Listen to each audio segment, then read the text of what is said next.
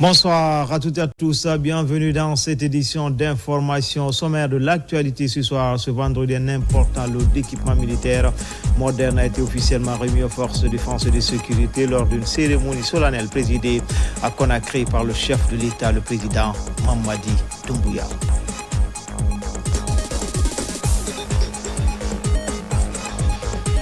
Et puis en déplacement, le ministre de l'Énergie sur le chantier du barrage hydroélectrique d'Amaria, Laïsekou Kamara, s'est rendu sur le site des travaux de cet ouvrage de 300 MW. Enfin, direction Abidjan, plus précisément dans la cité culturelle d'Anoumambo, avec les échos du festival de musique urbaine. La structure Gao Production et la fondation Magic System chapeautent l'événement. Parmi les invités de cette année, l'humoriste guinéen Bapa Omar. Voilà pour le sommaire. Encore une fois, bonsoir à tous. Ce vendredi, un important lot d'équipements militaires modernes a été officiellement remis aux forces de défense et de sécurité lors d'une cérémonie solennelle présidée à Conakry par le chef de l'État, le président Mamadi Doumbouya. Cette nouvelle acquisition, fruit de la coopération militaire entre la Guinée et la Fédération de Russie, s'inscrit dans la dynamique de modernisation engagée par les autorités avec pour objectif renforcer les capacités opérationnelles de l'armée et garantir la sécurité du territoire national. Adjudant-chef Abakar Kamanou, il est correspondant de la presse militaire. Conformément aux objectifs principaux de la loi de programmation militaire 2021-2026, à savoir moderniser les équipements, améliorer la formation, assurer la défense du territoire national et renforcer les capacités opérationnelles, l'armée guinéenne poursuit sa dynamique de modernisation en se dotant d'équipements militaires de dernière génération. Ce vendredi 1er mai 2026, les forces de défense et de sécurité ont ainsi réceptionné un important lot de matériel militaire moderne et sophistiqué. La cérémonie de remise empreinte de solennité s'est déroulée à la base aérienne principale de Conakry sous la présidence du chef de l'État, chef suprême des armées, son Excellence Mamadi Doumbouya. Le président de la République avait à ses côtés le premier ministre chef du gouvernement Amadou Ouriba, le ministre secrétaire général de la présidence de la République, le général Amara Kamara, le ministre de la Défense nationale Aboubakar Sidiki Kamara, ainsi que des membres du gouvernement, la haute hiérarchie militaire, le haut représentant du ministère russe de la Défense et l'ambassadeur de la Fédération de Russie en République de Guinée, entre autres personnalités. Permettez-moi de vous transmettre les salutations amicales du président de la Fédération de Russie. La Fédération de Russie est disponible et prête d'échanger les compétences, les connaissances et l'expérience de la guerre moderne. Permettez-moi de remercier son Excellence, Monsieur le Président de la République, de votre accueil chaleureux ici à Conakry. Composé de tenues militaires, des casques lourds, des gilets pare-balles, des rangesses, de drones ultra-modernes, ainsi que d'équipements de guerre, de surveillance et de défense aérienne, ce matériel s'inscrit dans le cadre de la coopération militaire entre la République de Guinée et la Fédération de Russie. L'acquisition de ces matériels traduit la volonté du président de la République, son Excellence Mamadi Doumbouya, de renforcer la montée en puissance de l'armée guinéenne dans l'accomplissement de sa mission régalienne, défendre l'intégrité territoriale et assurer la protection des populations et de leurs biens.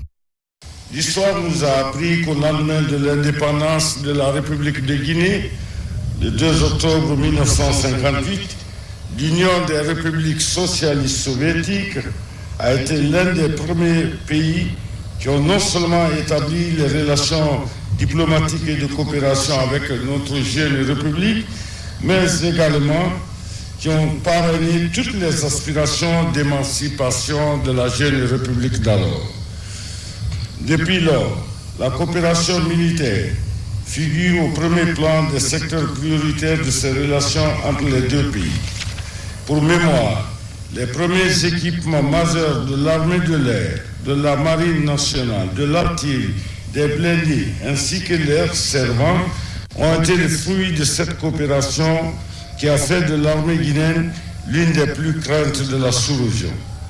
Aujourd'hui encore, plusieurs dizaines de bourses militaires sont accordées chaque année à la Guinée pour la formation des spécialistes dans toutes les composantes des forces armées guinéennes. Aussi, la République de Guinée continue à s'équiper en matériel majeur moderne auprès de la Fédération de Russie. C'est en tenant compte de toutes ces réalités historiques et de la qualité des relations sans cesse dynamiques entre les deux États que le commandement militaire a tendu la main aux forces armées russes et que par la volonté de son Excellence M. Vladimir Poutine, ces matériels sont arrivés à la haute attention de son Excellence M. le Président de la République, chef suprême des armées, afin de renforcer les capacités opérationnelles de nos forces, soucieux de la paix, de la sécurité dans nos pays respectifs, mais également dans le monde. En cette phase d'émergence économique, à travers Simandou 2040 et de la montée en puissance de notre institution de défense face aux multiples menaces, la Fédération de Russie demeure un partenaire privilégié en matière de coopération militaire. Désormais mieux formée, entraînée, équipée et qualifiée, l'armée guinéenne sous le magistère du chef suprême des armées, le général Mamadi Doumbouya, redore son image et s'affirme comme une force respectée dans le concert des armées de la sous-région et du continent. Conformément aux instructions du président de la République Mamadi Doumbouya, les personnels militaires et paramilitaires renforcent leur vigilance et demeurent en alerte permanente, prêts à défendre le territoire national mètre par mètre, en tout temps, en tout lieu et en toutes circonstances. Au terme de la cérémonie, son Excellence M. Mamadi Doumbouya a eu un entretien à huis clos avec l'envoyé spécial du président russe. À l'issue de ce huis clos, le Premier ministre chef du gouvernement Amadou Ouriba a, sur instruction du président Mamadi Doumbouya, eu un tête-à-tête avec la délégation russe. Après cette entrevue, le ministre des Affaires étrangères, Dr Morissanda Kouyaté, est revenu sur les points essentiels de la rencontre. Nous avons reçu cette mission envoyée par le gouvernement de la Fédération de Russie et particulièrement par le président de la Fédération de Russie, son Excellence le président Vladimir Poutine. Il s'agit effectivement de la coopération, du renforcement de la coopération entre nos deux pays. Et c'est dans ce cadre qu'il y a eu un appui de la Fédération de Russie au gouvernement, à la République de Guinée, à travers les deux armées. Mais en plus de cela, il y a eu aussi la discussion ici, en tête-à-tête avec le Premier ministre, pour approfondir la coopération dans tous les domaines. Et donc, à partir de maintenant, nous allons encore élargir nos relations et cette discussion aura lieu au fur et à mesure que les ministères seront impliqués. Le président de la République a rappelé les bonnes relations qui ont toujours existé entre nos deux pays depuis notre indépendance. Et dans les discussions, il a été aussi question de définir la nouvelle doctrine qui dit que la Guinée n'est ni pro ni anti un pays. Nous sommes ouverts à tous les pays dans la coopération, donc y compris la Russie, la Fédération de Russie et les autres États du monde. Avant tout, je veux dire merci beaucoup à son Excellence, Monsieur le Président de la République, pour son accueil chaleureux. Nous avons parlé bien sur les problèmes de l'élargissement de la coopération politique, économique et militaire. Et aussi, nous avons dit merci à son Excellence, Monsieur le Président, pour sa position qu'il exprime envers les relations bilatérales avec la Fédération de Russie. Cet entretien s'est tenu au pavillon d'honneur de l'aéroport international Ahmed Sékou Touré. Fin du séjour de travail de la 38e promotion de l'école d'état-major de Mali en Guinée, venue d'une dizaine de pays africains, dont le nôtre. Ce voyage fut un voyage de découverte et de renforcement de capacités. Pour couronner cette mission, un dîner gala est organisé pour un moment de retrouvailles avec les anciens élèves de cette école d'enseignement militaire du second degré. Adjudant-chef Oumar Kamara, il est correspondant de la presse militaire. Après le ministère de la Défense nationale, l'état-major général des armées, de l'état-major de l'armée de terre, la gendarmerie nationale et de la direction générale des douanes. C'est le tour de l'état-major de l'armée de l'air, de l'école d'état-major Guinée et les usines militaires de confection de recevoir la 38e promotion du cours d'état-major de commandement du Mali dans le cadre de la poursuite de son voyage d'études. Cette immersion au sein de vos structures a indéniablement contribué à renforcer les compétences des stagiaires, l'élargissement de leur vision stratégique et opérationnelle. Cette visite illustre encore, une fois de plus, l'excellence des relations fraternelles, historiques qui unissent la République du Mali et la République de Guinée. Cette immersion, à la fois civile et militaire, a permis aux officiers et stagiaires d'enrichir leurs connaissances, d'élargir leur champ de compréhension des enjeux de nos jours et de consolider leur aptitude à exercer des responsabilités de haut niveau. Au cours de cette immersion, ces stagiaires et leur encadrement ont rendu une visite de courtoisie à l'ambassadeur du Mali à Conakry, où de fructueux échanges ont eu lieu sur l'environnement diplomatique, le rôle de l'attaché de défense et la coopération bilatérale entre la Guinée et le Mali. Ils se sont ensuite rendus successivement au musée national de Sandrabalia, aux îles de Los Açores pour une visite touristique, à l'usine de fabrication de plastique de Topaz, au port sec de Frigadi, où est basé l'entrepôt malien, aux écoles militaires de Mania dans la préfecture de Koya, au Conseil national de la transition et à la direction générale de la police nationale. Cette visite a été marquée par une coopération entre les pays frères du Mali et de la Guinée. Donc globalement, tout s'est bien passé et ça a été vraiment un franc succès. C'est une opportunité pour ces jeunes gens de prendre contact avec les réalités de la vie. À l'occasion de cette visite d'études dans notre pays, le ministre secrétaire général de la présidence de la République, fruit de cette école, a réaffirmé la solidarité du peuple guinéen auprès des émissaires du gouvernement malien suite aux attaques barbares perpétrées par des hordes dans plusieurs villes de ce pays frère qui ont coûté la vie au général de corps d'armée Sadio Camara, ministre d'État, ministre de la Défense nationale, ainsi que de nombreuses autres victimes. On est venu tout simplement aussi mettre notre main à côté de ceux qui ont eu la charge d'organiser cette visite et de dire félicitations pour le travail remarquable accompli et espérer que nos frères qui sont venus du Mali mais de d'autres pays ont pris du plaisir à visiter la Guinée. J'appartiens à la 24e promotion de l'école d'état-major de Koulikoro au Mali. Que le Tout-Puissant est l'âme de nous. J'illustre disparu. Que la quiétude et la paix reviennent au Mali. Pour marquer le passage de la 38e promotion du cours de l'école d'état-major de Koulikoro et son commandement en terre africaine de Guinée, des cadeaux symboliques ont été échangés par les deux parties guinéennes et maliennes, signe de renforcement de la coopération militaire et de bon voisinage entre ces deux nations liées par l'histoire, la géographie et la culture au cours de ces dîners, gala organisé par la hiérarchie militaire, ici au mess des officiers du bataillon du quartier général. Dans le reste de l'actualité, les conseillers, directeurs, responsables juridiques venus des départements sectoriels du pays suivent actuellement des cours liés à la revue des lois constitutionnelles et autres mécanismes en toile de fond, mieux coordonner les actions gouvernementales. C'est une initiative du secrétariat général du gouvernement. Morlaye Souma, Abakar Diaby. Après 3 jours d'échange d'expérience, les résultats de ce cadre de concertation et de formation des conseillers directeurs et responsables juridiques ont abouti à une conclusion satisfaisante. Cette rencontre a permis aux participants d'élaborer des dispositifs visant à sécuriser des actes normatifs de l'État.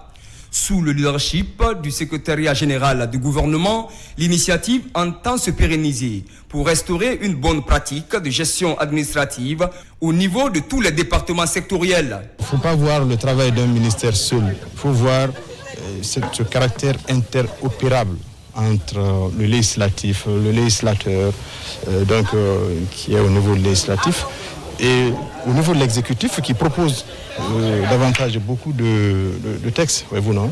Donc tout cela mis ensemble, ça peut diminuer la gravité et la probabilité d'occurrence des risques juridiques encourus. Ce partage d'expérience constitue une volonté collective pour renforcer le travail du conseil juridique au sein du gouvernement guinéen. Plusieurs lois institutionnelles sont passées en revue pour mettre ces acteurs au même niveau d'information, ce qui pourrait favoriser une meilleure gestion des projets structurants d'intérêt public au compte des 15 prochaines années, à travers le programme Simandou 2040. Des échanges et des recommandations qui ont été formulées nous permettent d'espérer que si nous mettons en pratique tout ça, que nous aurons un socle normatif favorable à l'accompagnement des projets de développement, notamment le programme de développement Simandou 2040, qui est l'engagement collectif, conformément à la vision du chef de l'État, de développer notre pays. C'est un réseau de conseils juridiques qui voit le jour. Il va désormais coordonner les actions gouvernementales afin de répondre aux aspirations du peuple de Guinée. Le réseau prend en compte plusieurs aspects en lien avec des outils de la nouvelle technologie, de l'information et de la communication, comme l'intelligence artificielle. Rajeunir et féminiser l'administration publique au ministère de l'administration du territoire et de la décentralisation. Des jeunes récemment nommés étaient à Kindia. Ils apprennent les techniques liées au leadership, la maîtrise du cadre organique et la déontologie de leur département de tutelle. Amadou Touré, Abdourazak Souma. Ils sont 54 nouveaux administrateurs territoriaux concernés par ce programme au compte du centre de Kindia.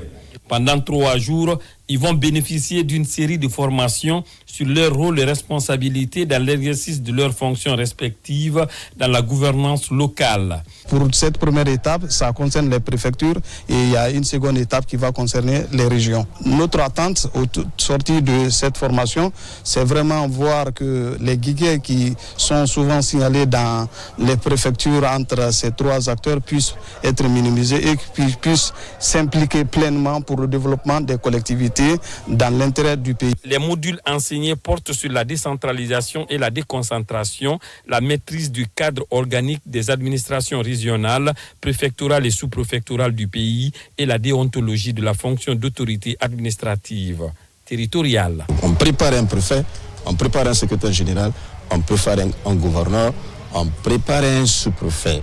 C'est en le préparant qu'il peut exercer le mieux les missions qui lui sont attendues et donner le résultat à l'État. La notion principale qui crée souvent des problèmes aujourd'hui, qui est la notion de décentralisation et déconcentration, leur dire que c'est les 2 faces d'une même monnaie, sans laquelle l'autre n'a pas de valeur.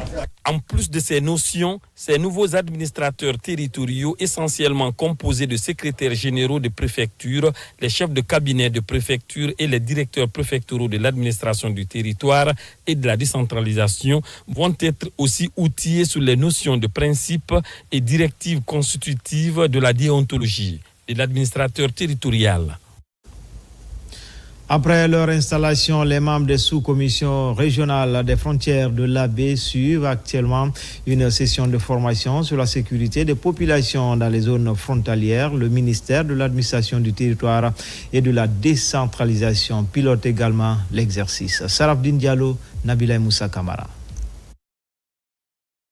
À l'AB, la commission régionale des frontières se met en ordre de bataille. Objectif, mieux coordonner la prévention, gérer les mécanismes de résolution des conflits et renforcer la sécurité dans les zones transfrontalières. L'installation et la remise à niveau de ses membres donnent le coup d'envoi d'une nouvelle dynamique. Ici, à l'AB, nous sommes venus dans le même cadre installer la commission sous-régionale des frontières, ensuite former les membres de cette commission sur le fonctionnement des attributions de la Commission nationale des frontières fixées dans le décret 0035. En Guinée, chaque région frontalière dispose désormais d'une commission dédiée placée sous l'autorité du gouverneur. Une architecture pensée pour une réponse rapide et coordonnée sur le terrain. Nous, à l'environnement, nous avons toujours des problèmes de frontières. Nous errons les animaux qui ne connaissent pas les limites des frontières. Nous errons des communautés et des forêts classées forêts communautaires, des terroirs villageois au niveau des zones frontières. Donc nous réjouissons à plus d'un titre que cette commission existe. Avec la mise en place de la commission nationale des frontières de Guinée, nous allons prendre toutes les préoccupations en tant qu'administrateur territorial. Nous allons remonter les informations minute par minute, seconde par seconde, et ça va nous permettre de mettre non seulement ensemble, pacifier les frontières. Située au carrefour du Mali et du Sénégal, la région de la baie vit au rythme des échanges transfrontaliers. L'agriculture et l'élevage y dominent, mais ces activités s'accompagnent aussi d'enjeux sécuritaires que les autorités entendent mieux encadrer. En déplacement, le ministre de l'Énergie sur le chantier du barrage hydroélectrique d'Amaria qui avance bien, Laïsekou Kamara s'est rendu sur le site des travaux de cet ouvrage de 300 MW dont l'urgence demeure les lignes de transport électrique. Alassane Tondon Kamara, Nabi Kamara. Cap sur Amaria, le ministre de l'Énergie, Laïsekou Kamara, est venu s'assurer de l'évolution des travaux de construction du barrage hydroélectrique. Un projet majeur de 300 MW destiné à renforcer la capacité de production nationale. Au point de vue projection, nous allons tenir le délai en respectant effectivement les dates fixées pour la réalisation de ce projet. Déjà en août 2027, le premier groupe sera lancé, donc on aura 100 kVA. Septembre, octobre, on lancera le deuxième groupe et en décembre le troisième groupe. Donc en fin 2027, on aura les 300 MW disponibles. Sur le terrain, le ministre a sillonné les différentes composantes du chantier des ouvrages de génie civil à la zone de la future centrale. Vous savez, ce barrage aujourd'hui, c'est un barrage de 300 MW où on a un calendrier en 2027 où le premier groupe doit être prêt. Avec ce projet, la Guinée va être alimentée à 100% par notre propre énergie. Donc c'est pour cela que nous accélérons ce projet pour qu'en 2027, tout le pays puisse être alimenté par nos barrages hydroélectriques. Il y a une semaine, on a lancé le projet de Kamisaya. Et dans le projet de Kamisaya, nous avons aussi lancé la ligne de l'INSAM à Dabola. Et cette ligne va permettre d'envoyer l'énergie de Amaria en Haute-Guinée. Et je pense que c'est un projet qu'il faut encourager. Donc ce matin, nous sommes venus voir et ça avance selon le calendrier. Avec les responsables du projet et les entreprises en charge des travaux, le ministre a passé en revue le planning global. L'objectif est d'harmoniser le calendrier de construction du barrage avec celui des lignes d'évacuation d'énergie vers le réseau interconnecté. L'accès à l'eau potable à Conakry est un véritable parcours du combattant pour certains ménages dans la commune urbaine de Tombolia. Par exemple, certaines installations de la SEG sont touchées par les travaux entrepris sur la voie urbaine, plongeant ainsi plusieurs secteurs dans une pénurie d'eau. Explication, Isiaga Kamara, Amadou Bailobari. Nous sommes à Tombolia. Ici, trouver de l'eau potable est devenu un véritable casse-tête pour les citoyens. Un phénomène dû à la destruction des installations de la Société des eaux de Guinée par d'autres sociétés industrielles et de la voirie urbaine. Ces citoyens victimes appellent au secours pour pouvoir avoir aussitôt que possible de l'eau potable dans leur maison. Je suis à la quête de l'eau potable. À Tombolia ici, depuis que les travaux de route ont commencé, ils ont détruit tous nos tuyaux d'eau. Nous ne pouvons plus rester sans eau. Nous sollicitons l'aide du gouvernement pour résoudre ce problème d'eau à Tombolia. Ceux qui construisent des routes, leurs machines ont gâté les installations de la SEG. En tant qu'autorité locale, nous demandons à la SEG et aux autres parties de nous trouver une solution afin que nos concitoyens puissent avoir de l'eau potable. Pour les représentants de la Société des eaux de Guinée, ici à Tombolia, ce phénomène est devenu une monnaie courante, faisant du service d'addiction d'eau potable aux paisibles citoyens très déficitaire, malgré tous les efforts que la SEG ne cesse de fournir. Sur le terrain, on a constaté que nos tuyaux sont complètement vandalisés par une entreprise qui est en train d'effectuer les travaux routiers. On n'a pas resté comme ça. Aussitôt, j'ai appelé le directeur général de la Société des eaux de Guinée. Et quand je l'ai informé, il a mis toutes les directions en branle pour que nous venions voir sur le terrain et s'enquérir des réalités. Alors, on a arrêté les travaux jusqu'à ce que nous trouvions un terrain d'entente. Selon les constats sur le terrain, la SEG est confrontée à plusieurs problèmes relatifs à l'occupation anarchique de ces sites. par des sociétés qui se disent avoir des papiers légalisant leur installation et leurs activités. Une situation qui mérite une révision globale pour que la SEC puisse couvrir toute la demande exprimée en addiction d'eau potable.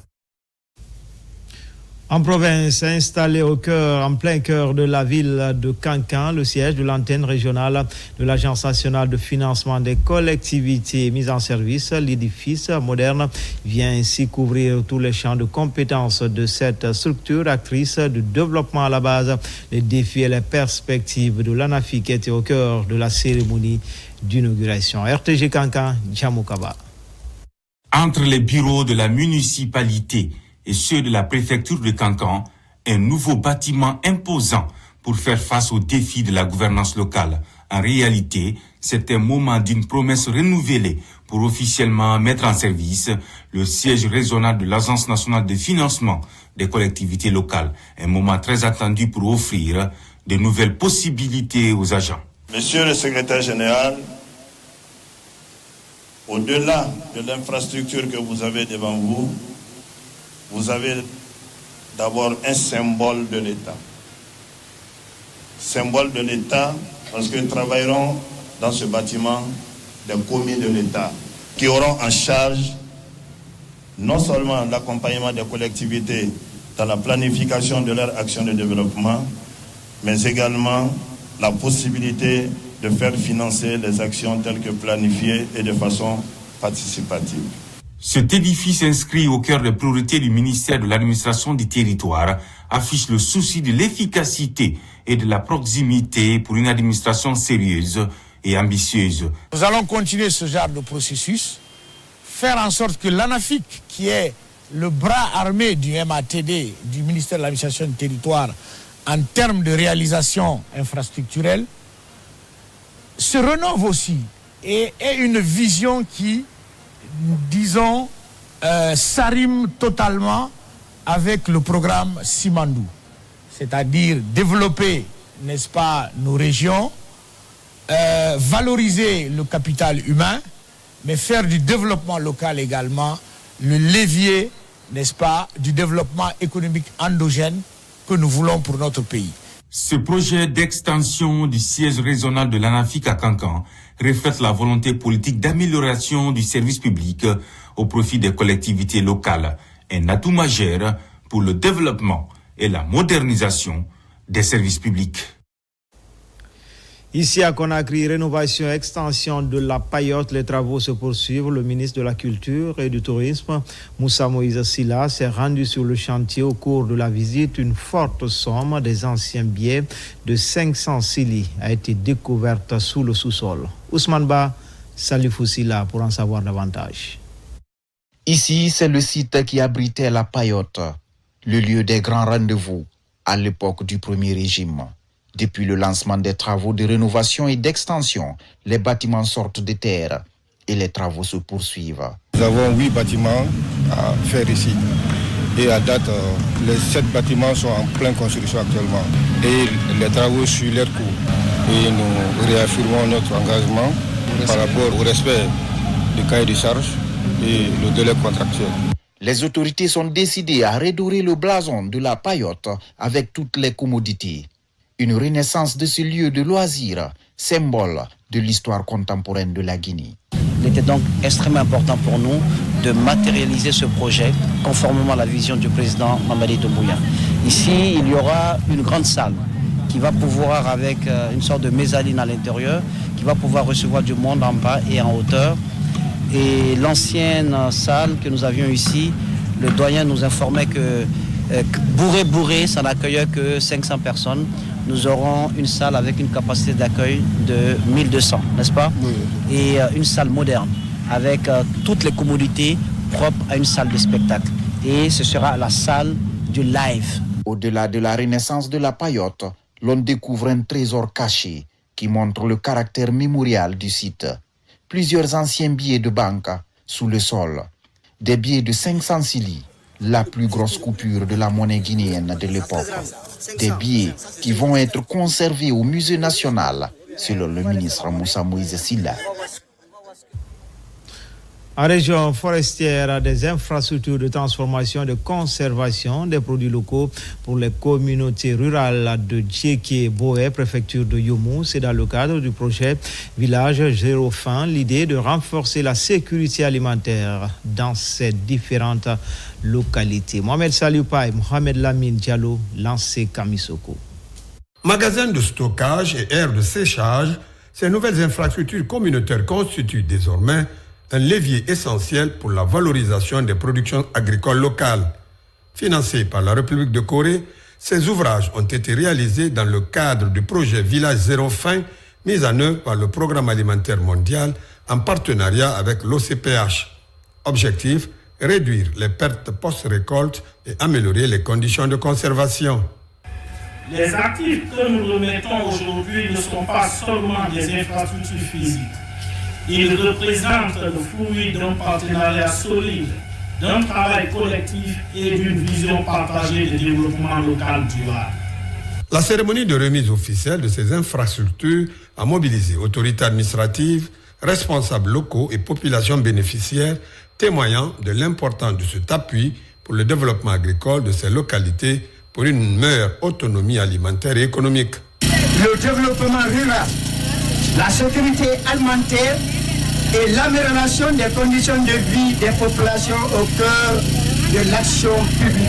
Les ouvrages que nous réceptionnons aujourd'hui s'inscrivent pleinement dans cette vision nationale. Nous remercions très sincèrement l'institution PAM qui a mis en œuvre tous les financements exécutés par l'OCPH. Nous sommes très ravis, comblés de joie.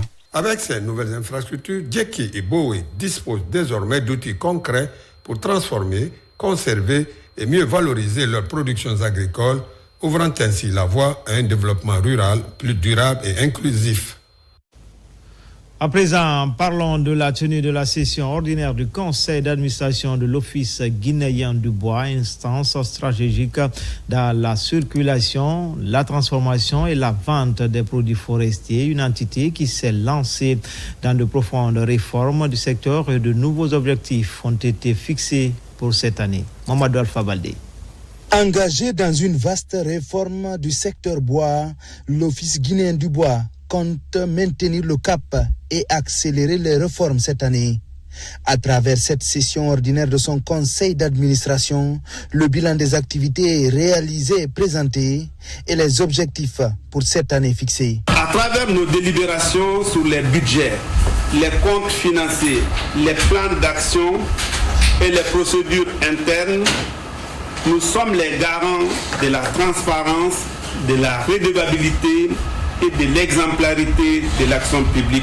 L'Office guinéen du bois occupe une place stratégique dans la mise en œuvre de la politique gouvernementale en matière de transport, de commercialisation, de transformation et de préservation des ressources forestières. Il joue également un rôle déterminant dans le renforcement des mécanismes de contrôle et de traçabilité du secteur. Ici, les travaux ont permis de procéder à la revue du plan d'action annuel et le remaniement du budget prévisionnel 2026 en vue de son approbation. L'équipe prévoit de faire le suivi des 101 hectares de plantation de bois d'œuvre et nous envisageons encore de faire le reboisement de 150 hectares pour la plantation de bois d'œuvre et d'énergie. L'OLIB reste engagé pour une filière bois durable en étroite collaboration avec le ministère de l'Environnement et du Développement durable. Nous appelons tout le monde à fournir d'efforts, à être vraiment dynamique sur le terrain pour les meilleurs résultats. Aujourd'hui, l'Office guinéen du bois entend s'inscrire dans une dynamique d'exploitation forestière responsable, entièrement tournée vers la durabilité. Le projet Simandou, considéré comme l'un des plus grands projets miniers au monde, continue de susciter de nombreuses attentes en Guinée. C'est ainsi que des chercheurs locaux lancent un projet dénommé Atlas sur la conservation du potentiel géospatial de l'écosystème du corridor Simandou au port de Moribaya. Il s'agit d'élaborer un atlas pour expliquer les différentes étapes de ce méga projet. Alpha Yassila. Nous sommes dans l'amphithéâtre du Centre de recherche marine et côtière de Guinée, CEREMAC, ex-CERESCOR. Ici, la plupart des chercheurs de Guinée étaient présents à ce rendez-vous de lancement de ce projet emblématique qui concerne la conservation de potentiels écosystèmes du corridor ferroviaire du méga-projet Simandou-Moribaya associé à la lutte contre la pauvreté. Ce corridor au cœur de grandes transformations économiques en cours dans notre pays recèle d'importants enjeux écologiques et socio-économiques. Il abrite une biodiversité remarquable, des écosystèmes fragiles, mais aussi des communautés dont les moyens d'existence dépendent étroitement des ressources naturelles. Ce projet de recherche est élaboré en tant qu'un atlas qui tient compte des démarches participatives, communautaires et scientifiques. Le projet Simandou 2040 est souvent présenté comme le plus grand gisement de fer à haute teneur du monde. Certes, sa richesse souterraine est exceptionnelle, mais nous savons tous ici qu'au-dessus de ce sous-sol se déploie un trésor tout aussi vital. Nos forêts classées, nos savanes, nos cours d'eau, notre faune et notre flore endémique. Le Centre de recherche maritime et côtière qui a été largement présenté est une institution publique de recherche capable de produire des connaissances de qualité, à renforcer les capacités nationales et à contribuer efficacement à l'élaboration de politiques publiques éclairées. 7e art, le projet de production du court-métrage s'élance sur l'abandon du mariage précoce diffusé à l'espace Sorikandia Kouyaté. Cette mise en scène évoque les conséquences liées au mariage d'enfants dans nos différentes communautés. La fondation Soulbanks Manamba Kanté pour l'humanitaire appuie ce projet pour une réinsertion, pour une meilleure réinsertion des potentielles victimes. Nabila Moussa Kamara.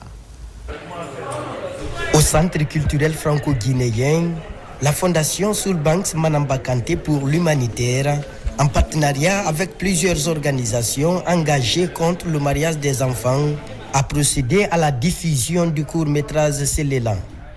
Ce film met en lumière les conséquences néfastes du mariage précoce sur l'avenir des jeunes filles, notamment en matière d'éducation et d'épanouissement. La Fondation Soulbanks Manamba Kanté fait partie aussi de ces partenaires que nous soutenons. En ce qui concerne le court-métrage, c'est un outil de sensibilisation.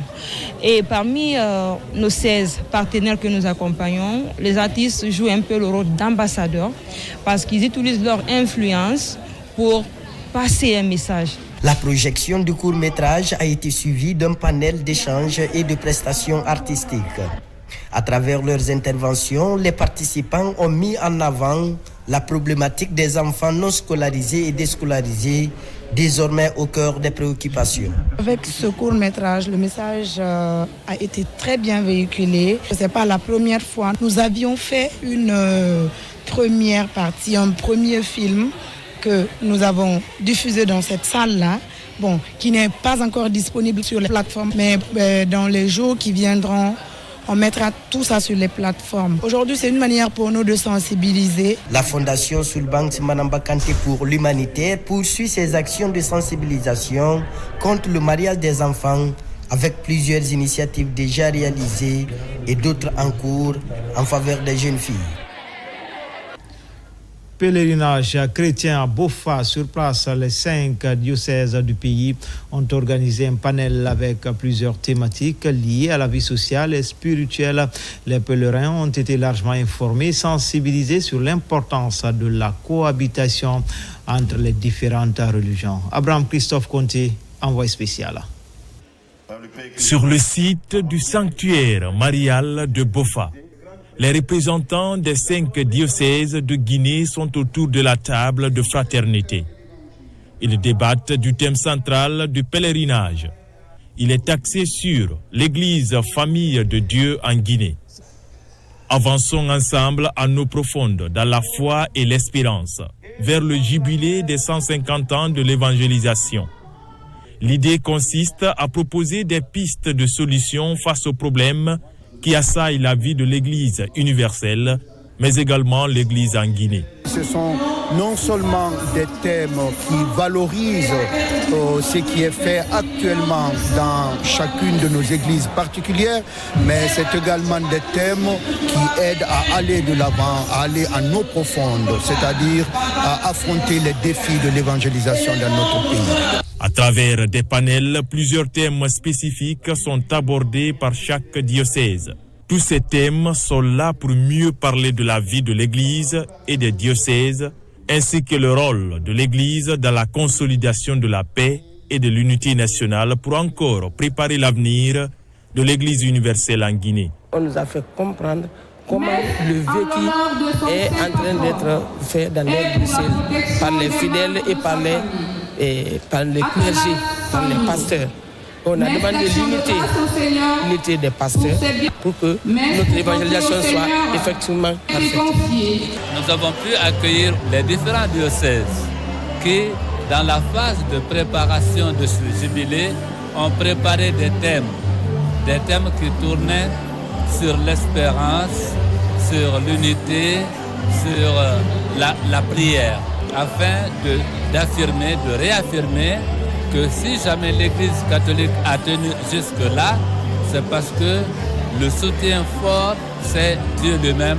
Au terme des exposés, plusieurs recommandations ont été formulées par les prêtres conférenciers, notamment le renforcement de la collaboration entre les diocèses et les autorités religieuses à tous les niveaux, ainsi que l'implication accrue des fidèles dans les actions communautaires. Cette rencontre est aussi une étape importante pour harmoniser les actions en faveur des religions en Guinée. Les prêtres représentants des 5 diocèses de Guinée ont manifesté une volonté commune de contribuer activement au développement humain et spirituel du pays. Les ressources naturelles africaines au centre de nombreux enjeux entre exploitation, encadrement juridique et retombées économiques. Le défi est de taille. Pour y répondre, experts et décideurs étaient en concertation à Conakry pour mieux organiser le secteur et garantir une gestion plus efficace et responsable. Diana Yansane. Cette rencontre de haut niveau réunit experts, praticiens du droit, décideurs publics et acteurs du secteur extractif autour d'un objectif commun. Renforcer la sécurité juridique, améliorer la gouvernance et promouvoir des pratiques responsables et durables dans l'exploitation des ressources minières et énergétiques. Cette rencontre se veut un cadre privilégié d'échange, de partage d'expériences et de réflexion approfondie entre praticiens du droit, experts et acteurs du secteur. Elle traduit notre volonté commune de renforcer la sécurité juridique, d'améliorer la gouvernance et de promouvoir des pratiques responsables et durables. Cette 4e édition s'inscrit dans la continuité des précédentes avec une ambition renouvelée. Améliorer la qualité des interventions, enrichir les débats et surtout générer un impact concret sur les politiques publiques et les pratiques du secteur. Ces événements pareils constituent des espaces pour permettre à notre justice, à travers les différents experts, de vendre l'image du pays et de montrer que nous avons toutes les normes normatives pour vendre le pays. Une opportunité de venir à cette 4e édition du week-end africain du droit minier et de l'énergie, partager la vision du président de la République concernant le développement du secteur minier, de l'énergie en Guinée, l'ensemble des instruments juridiques et l'ensemble des réformes qui ont été engagées dans le secteur minier de la Guinée depuis ces 5 dernières années. À l'issue de cette rencontre, l'accent sera mis sur des recommandations fortes capables d'accompagner les États dans la gestion optimale de leurs ressources naturelles. Au pays de la Teranga, la valorisation des compétences de la diaspora guinéenne est au centre de la deuxième édition du Forum de l'étudiant guinéen au Sénégal entre difficultés d'insertion professionnelle des talents formés à l'étranger et l'engagement à mettre leurs compétences au service du développement de leur pays d'origine. Étudiants, experts et autorités échangent sur des pistes de solutions. Reportage à Dakar, Mabinti Kamara. Dakar, la communauté estudiantine guinéenne s'est réunie pour la deuxième édition du Forum de l'étudiant guinéen au Sénégal, une initiative de l'amicale des élèves, étudiants et stagiaires guinéens. Placée sous le thème de l'engagement de la diaspora pour le développement de la Guinée, la rencontre a mis en lumière les difficultés d'insertion socio-professionnelle des diplômés formés à l'étranger. On est parti d'un constat parce que la diaspora estudiantine guinéenne ici au Sénégal constitue pour nous un vivier important de compétences pour notre pays, la Guinée. Mais malheureusement, ces jeunes aujourd'hui rencontrent des difficultés d'obtention de stage et même par manque d'orientation professionnelle. Donc c'est dans ce cadre qu'on a organisé cette deuxième édition du Forum de l'étudiant guinéen au Sénégal qui a pour objectif de créer aujourd'hui ce cadre annuel de concertation et d'orientation pour promouvoir la compétence de la jeunesse guinéenne au Sénégal, mais surtout pour encourager son implication pour le développement socio-économique de notre pays, la Guinée. De leur côté, les experts et autorités ont appelé à renforcer les mécanismes favorisant le retour et l'intégration des diplômés. La jeunesse guinéenne, la diaspora guinéenne est une diaspora qui est multiforme et qui est extrêmement douée avec le nouveau plan national de développement et les efforts qui sont faits sur le terrain. Aujourd'hui, les jeunes Guinéens qui sont dans la diaspora rêvent de pouvoir rentrer pour appuyer leur pays. Notre présence dans ce forum est dans la logique de réaffirmer le soutien des autorités nationales et, disons, à toute la communauté guinéenne vivant à l'étranger et particulièrement au Sénégal. Donc, ce fut vraiment un plaisir pour nous d'échanger avec eux, notamment sur l'insertion socio-professionnelle des étudiants diplômés à l'étranger et qui souhaitent repartir en Guinée. Plus qu'un simple espace de discussion, ce forum se veut un appel fort, inviter les étudiants guinéens du Sénégal à rentrer au pays et à mettre leurs compétences au service de la nation. Direction Abidjan, plus précisément dans la cité culturelle d'Anoumambo avec les échos du festival des musiques urbaines. La structure Gaou Production et la fondation Magic System chapeautent l'événement. Parmi les invités de cette 18e édition, l'humoriste guinéen Bapa Oumar à travers une prestation haute en couleur sur le plateau du Femia Comedy Show. Il s'est illustré comme l'une des figures majeures de la nouvelle génération d'humoristes africains. Mohamed Bangoura, Abdoulaye Diallo. Tu t'appelles comment? DJ Congélateur. Le FEMIA innove avec le lancement du FEMIA Comedy Show, une nouvelle scène dédiée à l'humour. Après 18 ans d'existence du festival, pour cette première, une dizaine d'artistes venus de plusieurs pays africains, dont l'humoriste guinéen Bapa Oumar, ont partagé la scène. Un moment de rire et de convivialité entre le public et les comédiens. Ce soir, nous avons vécu un moment inoubliable pour le FEMIA et pour tous les Ivoiriens. Et c'est ce genre de soirée qu'on aimerait voir. Il y avait une communion dans la salle.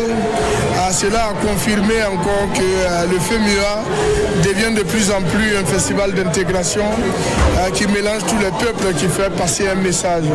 Le message de la fraternité, de l'unité, de l'union, de l'amitié.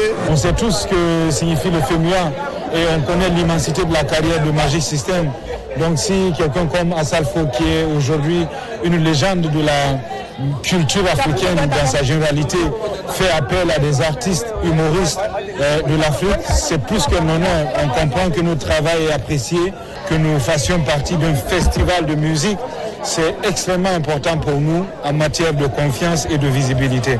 Organisée dans la salle de l'Institut français d'Abidjan, cette soirée a offert aux spectateurs un moment de détente, confirmant le succès de cette nouvelle initiative, saluée par les professionnels de l'humour. Le FEMIA, à travers son commissaire général, Assalfo, qui lui-même aime bien l'humour, c'est aujourd'hui donné une telle opportunité à des humoristes africains. Et je pense que c'est à saluer, c'est à encourager.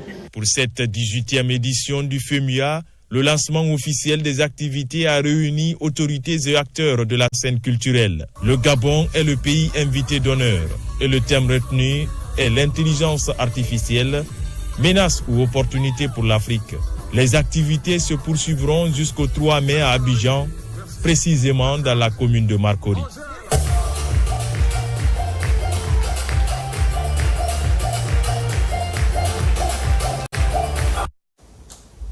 Enfin, la 10e édition des Jeux universitaires de Guinée s'achemine vers son épilogue.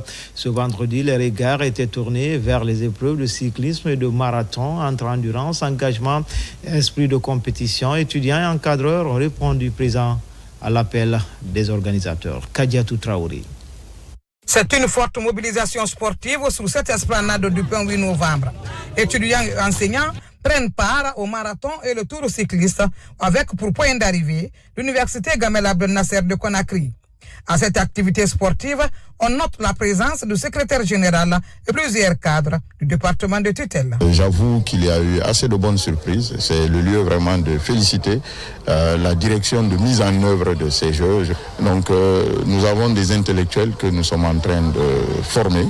Et ces intellectuels-là doivent en fait aussi associer à leur pratique quotidienne le sport. Les 5 axes d'intervention du programme Simandou, c'est éducation et la culture aussi.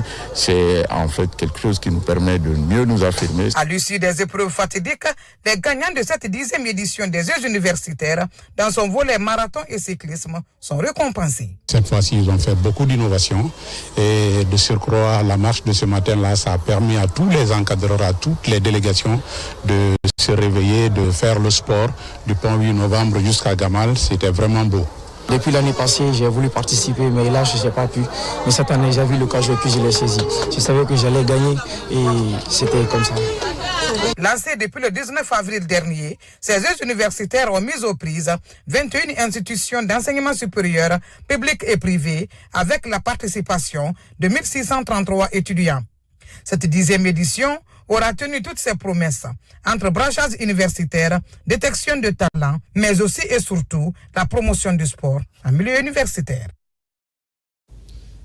Et c'est ainsi que se termine ce journal. La grand a été le plaisir pour moi de vous servir. L'actualité se poursuit sur le www.rtgguinée.info. À bientôt pour d'autres actualités sur la Guinée, notre paradis terre de richesse et d'innovation. Inch'Allah.